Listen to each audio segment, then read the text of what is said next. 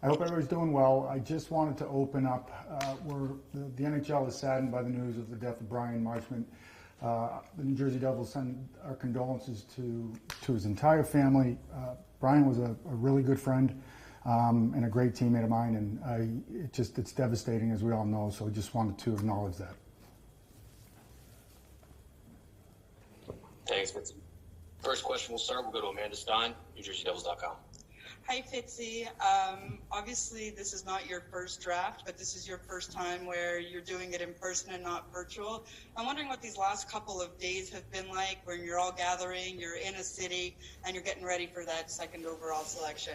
Well, first of all, it's great to be together. This is why hockey is unique versus other sports. You get the entire league, the hockey world together in one place, exchange ideas, be with your scouts, your entire management team, coaches. It's a fun time. So very lucky and fortunate we're back into real world stuff, which is awesome, real world hockey stuff. So yeah, it's been great. It's been busy. Been up here since Monday morning. Obviously the phone's been ringing. I've been making phone calls. No different than any other draft. But like I said, and you mentioned it, it's my first actual live draft as the general manager of the team. So I'm really excited about it.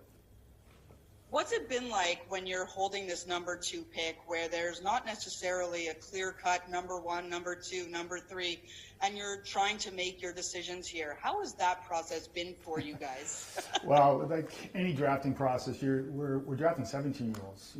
They just turned 18. You're trying to project what they're going to be at 24, 25 years old. It's hard. It really is. It's hard. That's our job. And our job is to really find the best hockey players out there. Players with the highest ceiling, players with the most value. But more importantly, the players that can help us get to where we want to go and win Stanley Cups. Is there anything, have you been taking any calls on that number 2 pick? I've had, everybody calls each other. But yeah, I've had some calls. I'd say a lot of it's been tire kicking, which is fine. You can't get something if you don't ask for something or wanted to give up something. So, yeah, I've been taking phone calls. Nothing right now of substance. But then again, the drafts are tomorrow night, so the phone could keep ringing. How much does the phone calls kind of change when you're getting closer and closer to that draft night, right? Like tomorrow, what do you sort of expect there? Well, there's a lot of preparation that goes into it. Not only if you make the pick, making sure your list is right or as right as you believe. I've said, like when people ask me, would you trade the pick? Of course, if it makes our team better and it's something I can control for a long period of time, because you are giving up an asset that you control for a long period of time, an asset that we believe will help us get to where we want to go. Maybe not next year, maybe not impactful the year after, but as we grow, I'm not just building a hockey team for this year and next year. I'm building it for the long term here. So you have that, and you also have the option to move back, maybe pick up some assets if it's possible. But then again, you have to have a dance partner to do that. So there are multiple options. We do feel we'll be prepared. I know we'll be prepared. But there's multiple things, and it happens like that right on the draft floor. Fitzy, this morning your club made the announcement that Kate Madigan is one of the new assistant general managers. I'm just wondering if, obviously we saw your statement, but if you want to just speak to the addition there and what that means to your staff and what that means to you. Well, first and foremost, I'm so excited and privileged to have Kate on my staff, never mind naming her assistant general manager today. When you think about an assistant general manager, you think of somebody who's actually assisting the manager every single day. And Kate has done that since I first actually elevated her into pretty much my chief of staff when I first took over or was named general manager. She has grown. She touches every part of our organization. There isn't one single part of the hockey operations department that she doesn't touch, and she makes an impact as well. So very deserving. I'm so lucky. The organization is extremely lucky to have Kate in this position and helping us move forward. And finally, from me, Fitzy, obviously one of the key pieces that you talked about in your season-ending press conference was Jesper Bratt. Mm-hmm. People are anxious to see sort of where those discussions are going. Can you talk a little bit about those discussions, especially knowing that, the last time around you guys had these conversations, it really did sort of drag on down to the wire, and your current feelings about where those negotiations are. Well, first and foremost, Jesper Bratt's a tremendous player that we admire, we want to hold on to, we want to build with. I said that at my year-end exit meeting. Yeah, we've talked to Jesper. We've made Jesper an offer that shows the commitment that David Blitzer and Josh Harris have in this young gentleman for very good reasons, because he's a really good hockey player that makes our team better. So that's negotiations. You make an offer, you want to wait to see where his camp's at. But as far as the player, Jesper Bratt is, like I said, you don't make the offers that we made with the intentions of not having the player. We want to build with Jesper. We think the world of him, and negotiations are negotiations. The last time we negotiated, yeah, I mean, were they smooth? No, not all negotiations are. But hey, listen, at the end of the day, we want Jesper Bratt to be in the Jersey Devil for a long time. Thank you, Fitzy. Yep. Thanks, Amanda. We'll go to Ryan Nowozinski, NJ Advanced Media. Hey, Tom, how are you, man? I'm good, Ryan. Look forward to meeting you someday. Good. Yeah, nice to finally talk to you, man. When you talked about you offered Jesper a contract, are you able to comment on the money amount on that? No, I'm not. That's something that we keep internal. We're very comfortable where we were with the offer, laying out the reasons why and showing exactly how we felt where we should be. But that's about all I can talk about. Kent Hughes gave his short list for who he is considering picking at number 1. Are you able to give your short list of prospects that you're locked in on at number 2? I prefer not. Sorry. I think we all know who's in this draft. I will say this draft is unique because there are a lot of good players in this draft. There's been focus on certain players, but there's a lot of good players in this draft. And that's what makes it tough. You're trying to project what these 17 and 18-year-olds are going to turn out to be. And they're all different. We're looking for the player who has the highest upside that not only makes us better in a couple of years, but someone who we're going to build around down the road as well. There's been a bunch of moves so far this offseason from teams around the league. Why have the Devils not been one of those teams? What do you mean? Sorry. Just in terms of trades, in terms of, we're talking and signing the free agents back. Oh. Why have the Devils not making moves yet? Well, as far as our RFAs, I mean, the plan is to qualify them all and negotiate contracts, and we see where that goes. And usually there's a time frame. We're building up to the draft. QOs, I think, are due on Monday. We don't look at that as a deadline.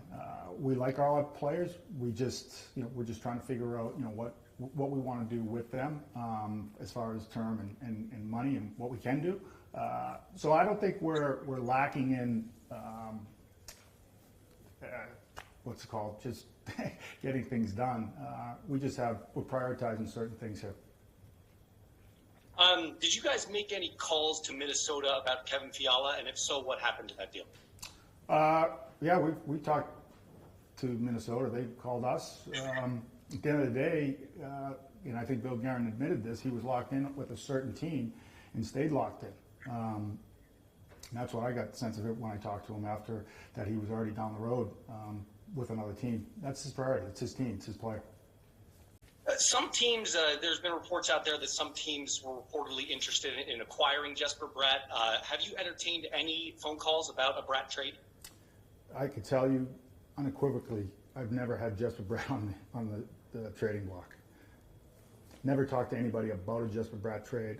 I'm not really sure where all this comes from, but I can tell you it's not coming from the New Jersey Devils camp. And there are a couple other players too, is Chicago's DeBrincat and Vancouver's JT Miller. Have you called about either of these players? I'm holding the second pick. Which is a huge asset. I don't really want to comment and talk about what, who, and when, where I made phone calls or received phone calls. Okay. Could you give an assistant coach update on anything there? Yeah, nothing imminent. We are in talks with a lot of good quality coaches, experienced coaches that we feel can help us in certain areas of the game. Looking for somebody who can run, has got experience running the back end with the D experience, with younger defensemen, as we've got some coming. Someone with PK experience and success. Same thing up front, power play, something we wanted to improve on. We've got our list of people that we've talked to. I don't have a time frame right now. I would say we're inching closer to doing something with the pair. How does the name Andrew Burnett sound to you? Andrew Burnett, that sounds like he was a great teammate. Great teammate back in Nashville. Are you committed to Lindy Ruff this season? Lindy Ruff is our coach. Did any of the free agent coaches on the market this offseason entice you at all? Well, again, when you see the coaches that become available, at the end of the day, we're still in a development stage here, moving closer to the next phase of where we want to be. I look at a lot of things that coaches do. I look at what our players need. And I think when you look at the success some of our younger players had and will continue to have, I think the way we play had a lot to do with that, and they would acknowledge that. Thanks, Tom. You're very welcome, Ryan. Thank you, Ryan. We'll go to Bill Price, NHL.com. Hey, Tom. Thanks a lot. Hey, just real quick, you mentioned you've gotten a lot of calls about the number 2 pick, people kicking the tires. In a league, from a league-wide standpoint, are you expecting a lot of activity tomorrow? I just obviously speculating, but yeah. Just the way, from what you've heard. Yeah, I would say this. If I could go back, getting calls from number 2, there's not that many players or teams out there that may have the assets to do that. So when I say kicking tires, people just asking, they're not offering anything. It's a lot of conversations, a lot of meaningless conversations at times. Right. But again, this is what we do for a living. We gather information from every team to see what they're trying to do. Is there a match? We're not here to just make trades just to make trades. We want to continue to stay the course and really grow our team around the pillars that we have. Listen, my goal is to improve this team. But I also think internally we're going to continue to improve, and the players that we have are going to help our record, help us improve, help us get to the playoffs, and not only get to the playoffs, but hopefully help us continue to advance. But there's a process here, for sure. And does the fact, there was some talk about this today, the fact that all the GMs are now, today are in the same room and everyone will be back in the same room tomorrow, does that have any impact on how, the amount of activity that could get done? Is it easier or more likely to make a trade where you're face-to-face with somebody, or does it not really matter? Yeah, I think, especially on day 2, when you may be moving picks, you want to move up, you want to move back, you can walk back to the table asking, knowing exactly what picks you want, or to see if a team wants. It's a lot easier than sitting in a room, I think. Sitting in a room over the last couple of years, and maybe the phone just keeps ringing and because they're on the other line with somebody else. But be able to stand up, get up, walk back 6 tables and knock on the table and ask if they're willing to do something, that's the fun part of having a live draft. Okay, thank you. You're welcome. Thank you, Bill. We'll go to Stephen Wino, AP. Hey, Tom, following up on something Amanda asked earlier, just about the uncertainty about the number 1 pick. It's been a while since the day before the draft, we don't know who the number 1 pick is. I'm curious kind of how many different scenarios kind of are you preparing for, and how much can Ken Hughes' decision with number 1 kind of affect where the whole top 5, 10 picks can go? It is. I do think it's a unique draft. These are all really good players.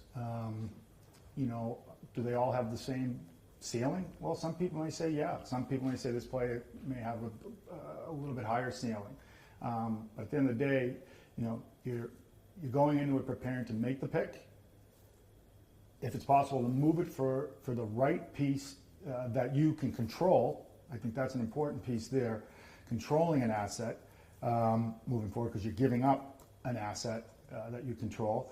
2, the scenarios of the teams that may want to move up, and it may make sense for us to move back, gain some assets, and target the same players. Maybe you're targeting at 2. Really, it's hard. It's not simple. but we've got it mapped out. I'll continue to talk to teams tonight on what they're trying to do. But at the end of the day, Montreal's going to pick a player, and then we're going to have a decision to make.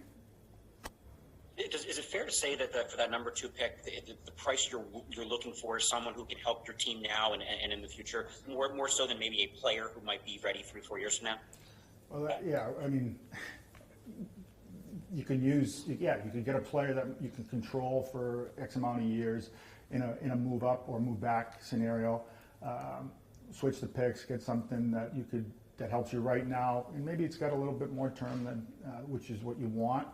Maybe it's future picks.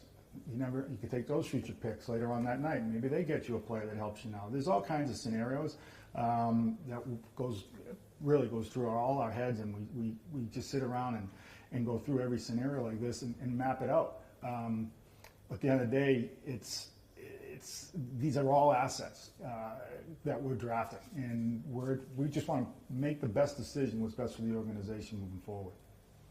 Thank you very much. You're welcome. Thanks, Stephen. We'll go to Anthony Facility, MSG Networks. Hey, Fitzy, how you doing today? I'm doing well, thanks. Yourself? Question, just a status update of last year's number 1, how he's doing, and how's Luke's progress? Luke's doing great. You know, we're super excited about where he's at. He'll go back to school, try to win a national championship, get stronger. He's preparing for the World Junior Camp coming up here at the end of July. Unfortunately, we won't see him, but fortunately for him, he's been training for that camp and getting ready for the World Juniors in the summer. He won't be at development camp. So we're super excited about where Luke's at in the futures. And, you know, development camp's right around the corner. We haven't had one of those either in a few years. So to see our guys gathering all in one place, our development staff has done an excellent job of setting camp up. And we're going to do that immediately after the draft here this weekend. Over the weekend. You keep saying it's a unique draft. Why is that? Well, someone said it earlier. There's no, clear-cut number 1. So in past years, you've had that. The majority of the years, you've had somebody. So that's why that was unique. They're all really good players, a lot of different positions. But they all may end up being the same at the end of the day, with the highest, all having similar ceilings, in our opinion. Last year you made a big splash in free agency. Do you feel like you talked about making progress, that there's something that you can do in free agency this year, or do you think you need to just continue to develop your young players? No, we've mapped out, potential holes that we have. If you look back at our team last year when we were healthy, when you had Dougie, when you had Bratter, and you had Jack, and you had Nico in the lineup, don't quote me on this, but we were a top 6-7 offensive team in the league. So staying healthy, to me, gives us the best success moving forward. But we would like to add, if possible. We're going to try. In free agency, we're going to have to find somebody who sees value in us and understands where we're at and wants to be part of that. And maybe they'll leave a legacy, helping the New Jersey Devils get to where we want to go, somewhere we haven't been in quite some time. And finally, an update on Miles and maybe an update on your goalie situation. Yeah, Blackie's doing great. He feels really good. He's very confident. We had a great year-end meeting prior to him leaving. So we anticipate Blackie to get back to the goalie that we saw, the past prior to this year. He dealt with some injuries. He battled through it. He's very confident, which is what you love to hear from a goalie to the general manager. Bernier, a little different. He's slower, progressing-wise. Is there a time frame when he'll be back? I don't have one. I've said it. My goal is to add to the position like I've done the last 3 years, but do it again and allow our young prospects to really just stay in Utica and develop. And Miles Wood? Oh, sorry. Yeah, Miles. He's progressing well. I don't believe he's been on the ice yet But he's a guy that, that's a major surgery, what he had done to him. Everybody heals, and everybody heals at a different pace. So confident that he'll eventually be 100%. Thanks for the time. Thank you. Thanks, Vooch. We'll go to Abby Mistracco, Bleacher Report. Hey, Tom, just to clarify what you were just talking about with Vooch, without a timeline for Bernier, does that mean you are looking to address the goaltending situation in the offseason? I'll stand by what I said in the offseason that, yeah, I'm trying to add to that position. I don't ever want to go through, I don't think anyone wants to go through 7 goalies in a season. That's not fair. You can't help injuries. But maybe putting young kids in a position that, we saw some good things, but they shouldn't have been exposed to that at the length that they were, especially young Dawes. So yeah, it's my goal to go out and add to the position. And if Bernie comes back and he's healthy, we'll figure that out after. Did Igor Sharangovich stay in the States, or did he go back to Belarus? And have you had any, guidance or clarification on what to do with Russian and Belarusian players this summer from the league or from anyone else? This is such an unprecedented situation. Just wondering how you guys are handling it or approaching it. I know Shara's in New Jersey because I just saw him at in the gym last week. And really, the league, it's out of our hands. Like, we don't have any Russians that we're worried about right now, but it's something that we don't control. Thank you. You're welcome. Thank you, Abby. We'll go to Tom Canavan, AP. Hey, Tom, how you doing? Hi, Tom. I'm doing well, thanks. Couple of quick questions on, Jack, is he going to be ready or is he still in rehab? Jack Hughes? Yes. He's good. Yeah, I'm sorry. Like he probably could have come back and played at the end of the year, but we just didn't feel it was worth risking further injury. So no, Jack's doing great. Okay. Now, the other question is the NHL put out the schedule today. And the obvious thing you look at is you see the start of the season, the end of the season. And the obvious question fans have is it's been since a while since you guys have been in the playoffs. I mean, are you hoping it's finally happening this year or what? Players play to play in the playoffs. Managers manage, I do, in trying to manage a team and help the team grow to be a playoff team.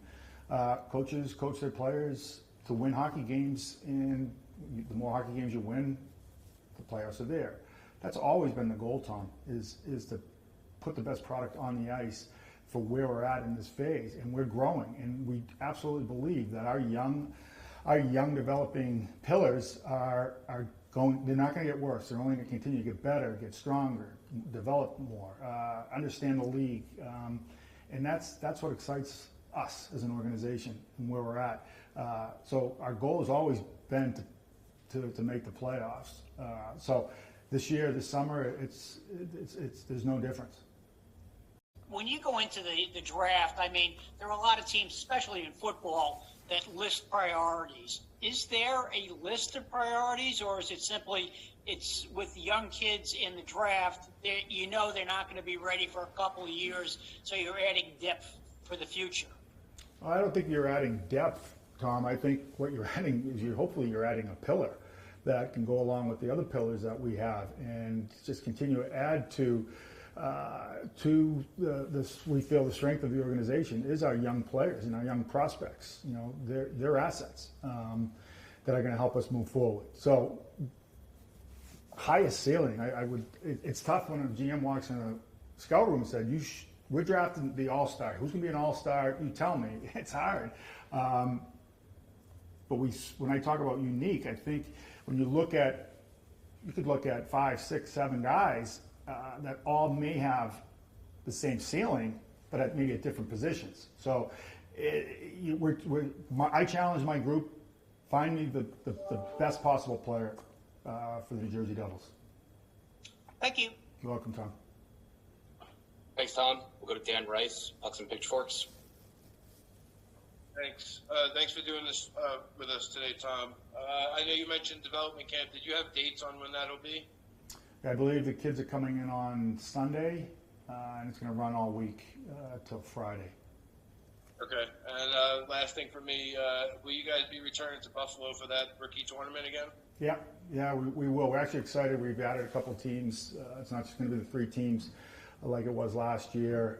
I believe Montreal, I believe Ottawa, and Pittsburgh is going to come in for 1 game. So we'll play 3 games against 3 different teams, which is really good. We can't wait for that. Awesome. Thank you so much. You're welcome. Thanks, Dan. We'll go to Neil McHale with Inside Hockey.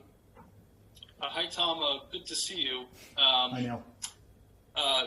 You know, when I had asked you this, I think this was at the season wrap-up.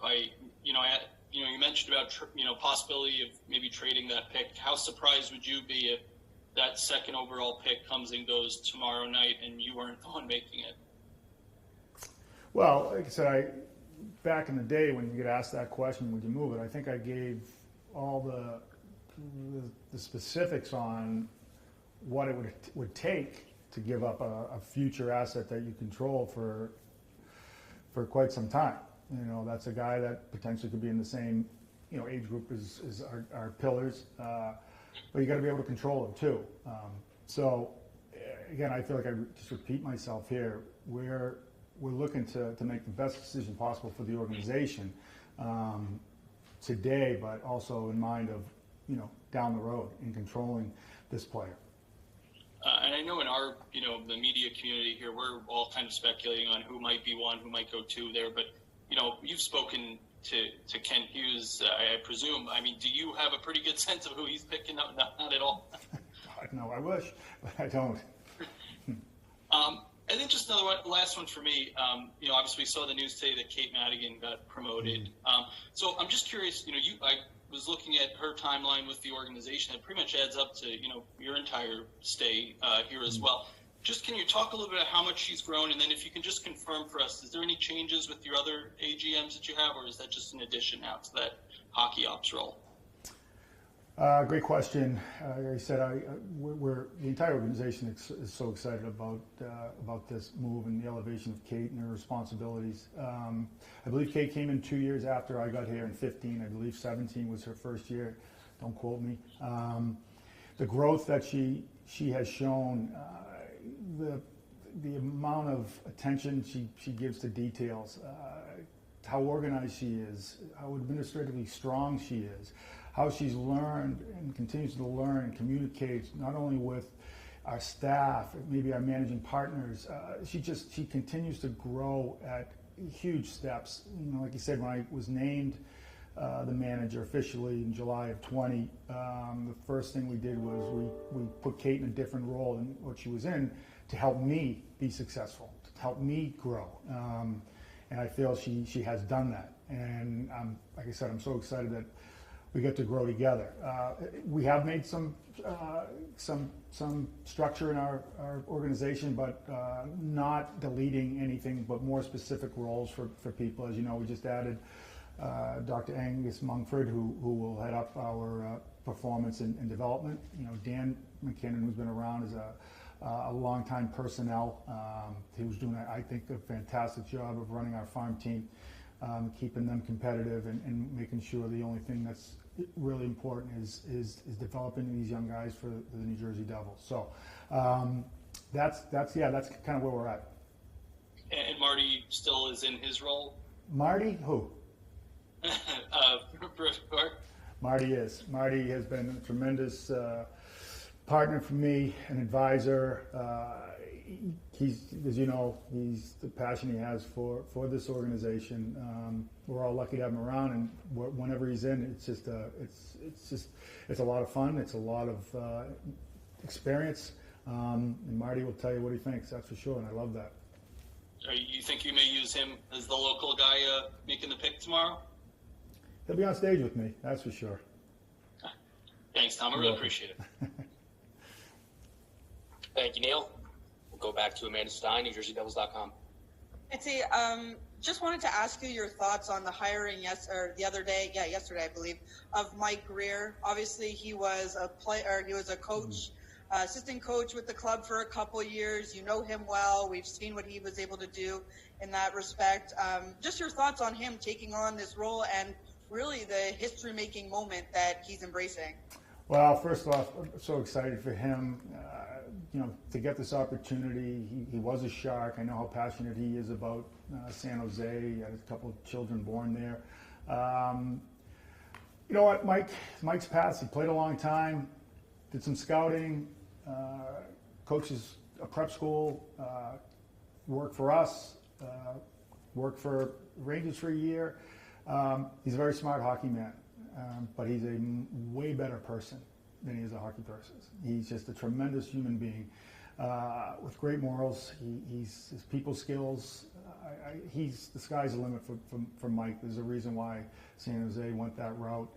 He's a great hockey guy. He's passionate, smart, very good listener. And I know this because I spent a lot of time for a couple of years in our locker room, and I've known Mike for quite some time and consider him a great friend. Thanks, Fitz. You're welcome. Okay, great. Thank you, Amanda. Thank you, everyone, for joining. Thank you, Fitzy. See you in a Bye, gang. few days. Have a great night. Bye.